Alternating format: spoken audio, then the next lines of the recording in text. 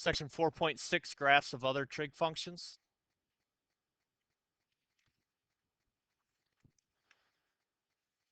Graph each function, y equals cosecant of x. When you're graphing secant and cosecant functions, you are going to graph it as if it were the reciprocal function. Knowing how to graph sine and cosine is going to be the whole key to being able to graph secant and cosecant graphs. So when I look at this, I know cosecant is the reciprocal of sine, so I'm going to pretend that this says y equals sine x, and that's what we are going to graph first. So the amplitude of this graph is 1. The period is 2 pi. The increment, 1/4 of the period, is pi over 2. The phase shift, take the whole angle, set it equal to 0, is at x equals 0. And our center line shift is y equals 0.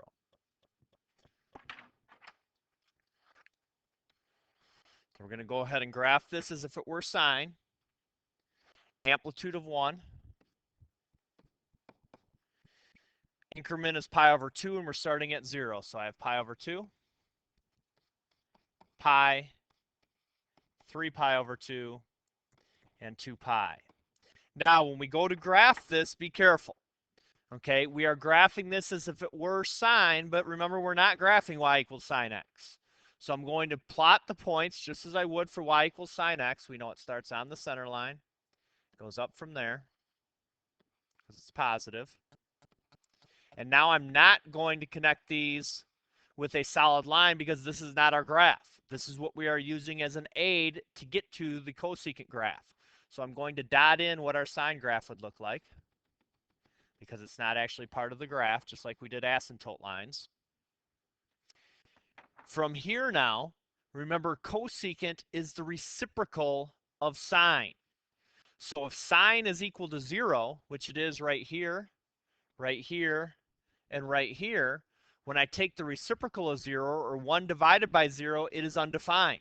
So all of these spots where sine is equal to 0, our cosecant function is going to be undefined, and we are going to have asymptote lines at those values.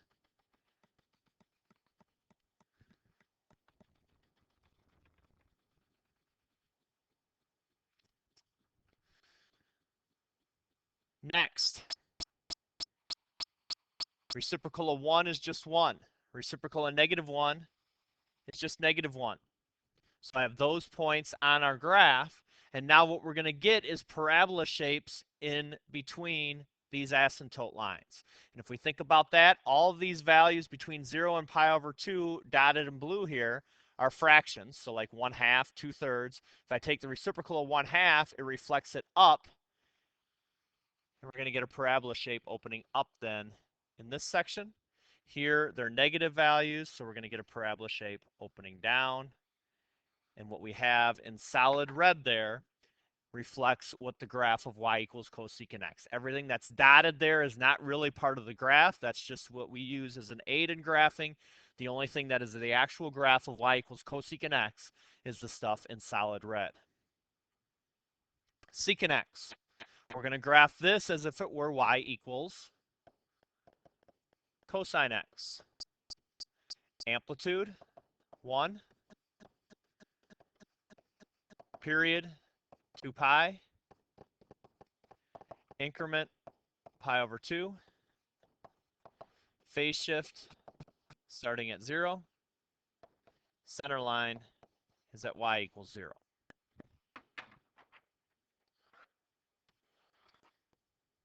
Amplitude of 1. Increment, pi over 2. So label your critical points.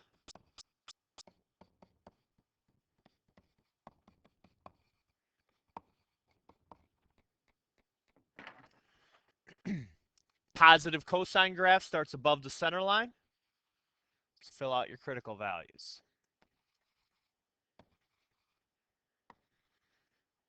Dot in the cosine graph.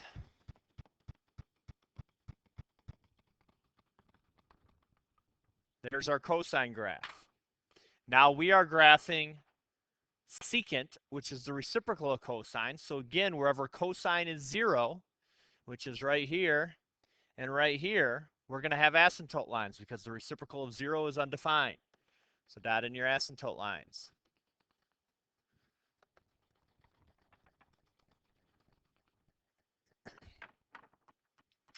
And now, again, the high and the low points become actual points because the reciprocal of 1 is just 1. So those are points on our secant graph. And the reciprocal of -1 is -1. And once again, we're going to get parabola shapes approaching the asymptote lines in each of the sections.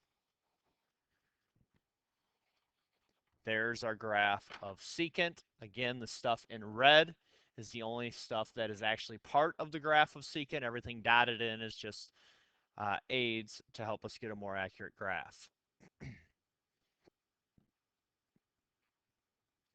Y equals 2 cosecant of x plus pi over 4. We're going to graph this as if this were y equals 2 sine of x plus pi over 4. So let's list everything. Amplitude, 2. Period, 2 pi over the lead coefficient of x. Increment, 1/4 of that period. Phase shift, I take the whole angle, x plus pi over 4, set it equal to 0, and solve for x. Center line, nothing is being added or subtracted, so that's still y equals 0. We have a phase shift here, so I'm not going to put in our y-axis yet. Starting point of this graph is at negative pi over 4. To that, I'm going to add the increment of pi over 2. So negative pi over 4 plus pi over 2 is going to be negative pi over 4 plus 2 pi over 4. So our next critical value is at positive pi over 4, 3 pi over 4, 5 pi over 4, and 7 pi over 4. So now our y-axis has to go directly in between negative pi over 4 and pi over 4. And this is where you need to be careful. Okay, don't assume that 0 is always going to be a critical point. These are the critical points for this graph. So I'm still going to put the y-axis in here, but that is not going to be a critical point when I go to graph this. Amplitude is 2. We're graphing this as if it were a sine function. Sine functions always begin on the center line.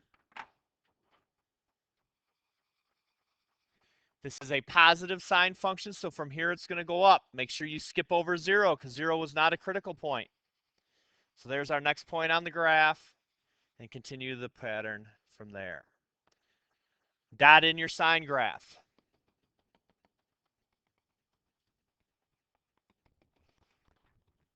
Wherever sine was 0, we are going to have asymptote lines.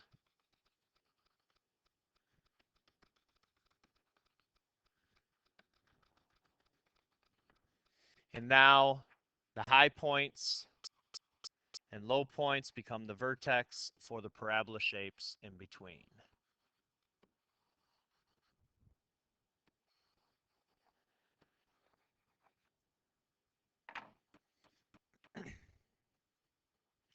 Okay, last one, y equals secant of 2x. Remember, we are graphing this as if this were y equals cosine of 2x. Amplitude is 1. Period is 2 pi over the lead coefficient. So 2 pi over 2. Increment, 1/4 of the period.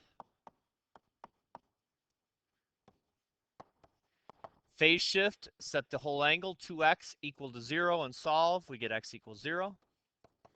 Center line is y equals 0. There is no phase shift, so I can put in our y-axis right away. Amplitude of 1. Increment pi over 4.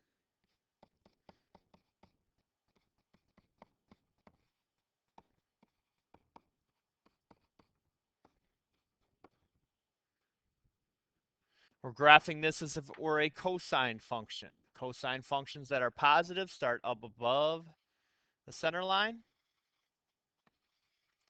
Continue that pattern. Dot in your cosine graph. Wherever our cosine graph is equal to 0, we are going to have asymptote lines, so at pi over 4 and 3 pi over 4.